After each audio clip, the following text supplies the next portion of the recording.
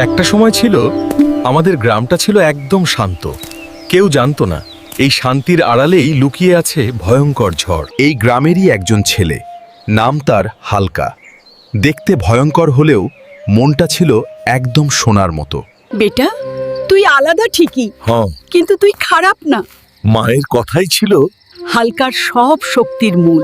হঠাৎ এক রাতেই জঙ্গল থেকে নেমে এলো অশান্তি। গ্রাম শেষ হয়ে যাচ্ছে। মানুষের চোখে তখন শুধু একটাই প্রশ্ন, আমরা কি আজ বাঁচবো?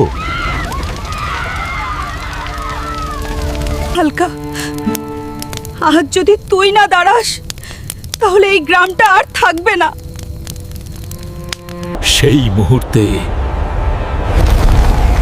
হালকা আর শুধু একজন মানুষ রইল না।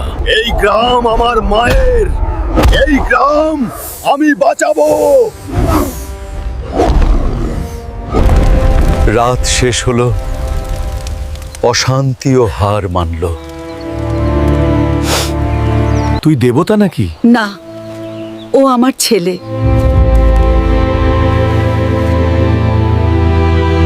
আজও গ্রামবাসী বলে, ভয় নেই, হালকা ভাই আছে।